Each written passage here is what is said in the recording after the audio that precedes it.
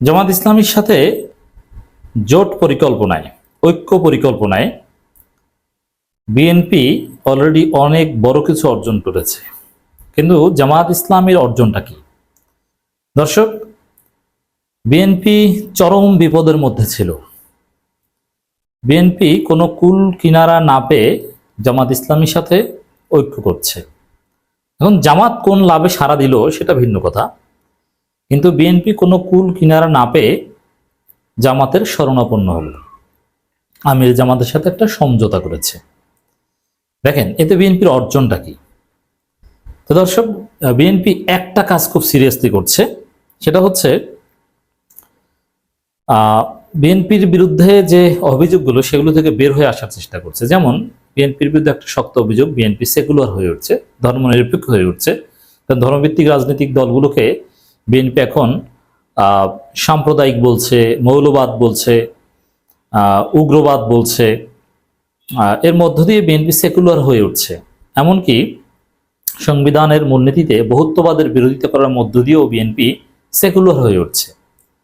এখন জামাতের সাথে একটা সমঝোতার পরেই আমরা দেখলাম যে বিএনপি স্পষ্টভাবে বলছে যে না, আমরা সেই সংবিধানে যেটা ছিল আগে, সর্বশক্তিমান আল্লাহর উপর পূর্ণ আস্থা বা বিশ্বাস, সেই জায়গায় ফিরে যেতে চাই।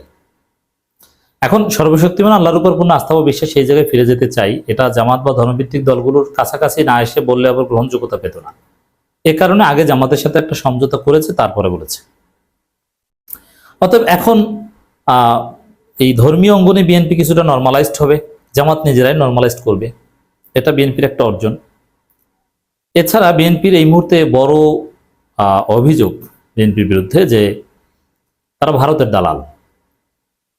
এখন এই জায়গাটাও অলরেডি একটা জামাতের লোকজনের মাধ্যমেই প্রচার করা হচ্ছে যে ভারতের দালাল যদি হতো তাহলে তো আর জামাতের সাথে এভাবে কাছাকাছি আসতো না, সমঝোতা হতো না।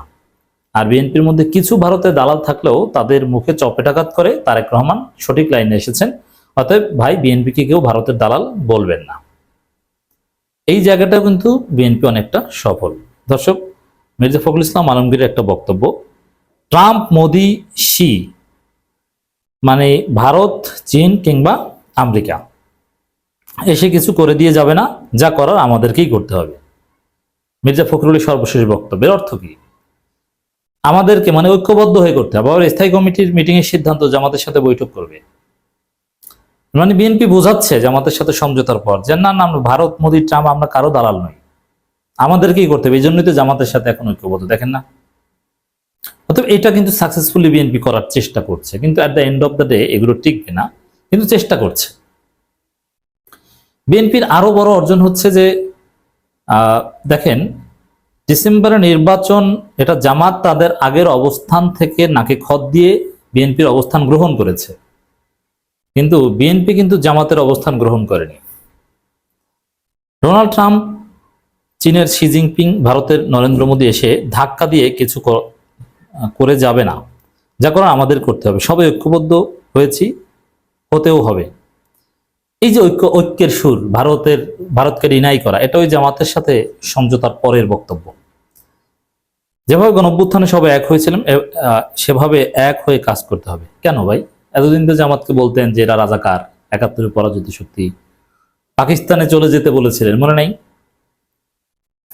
তা ভারত বিএনপিকে কখন কি প্রেসক্রিপশন দেয় আর কোন প্রেসক্রিপশনে কি বলেন, এগুলো সব আমরা জানি। একটা আলোচনা সভায় মির্জা ফখরুল ইসলাম আলমগীর কথা বলেন। মির্জা ফখরুল বলেন, আমি দৃঢ়ভাবে বিশ্বাস করি দেশের পরিস্থিতি এবং ভবিষ্যৎ ভালো হবে, খুব ভালো হবে। মানে জামাত বিএনপি কাছাকাছি এসেছে, সব ভালো হবে ভাই, চিন্তা করেন না, এই বার্তা দেওয়ার চেষ্টা করছে মির্জা ফখরুল। তিনি বলেন, ডক্টর ইউনূস সাহেব দায়িত্ব দেওয়া হয়েছে, তিনি চেষ্টা করছেন, তাকে ধন্যবাদ জানাই। আশা করি ডক্টর ইউনূস সফল হবেন। আসুন আমরা নিজেরা সাহায্য করি। মানে কত সুন্দর, একদম হুজুর মির্জা ফখরুল, মাওলানা মির্জা ফখরুল ইসলাম আলমগীর, রাজাকার পুত্র মাওলানা মির্জা রুহুল আমিনের পুত্র আলহাজ হজরত মাওলানা মির্জা ফখরুল ইসলাম আলমগীর, কত সুন্দর কথা। এতদিন কোথায় ছিল এই কথা? তো জামাত বিএনপি সমঝোতায় বিএনপি এই অর্জনগুলো করেছে, এখন সুন্দর সুন্দর কথা বলে পার পাওয়ার চেষ্টা করছে।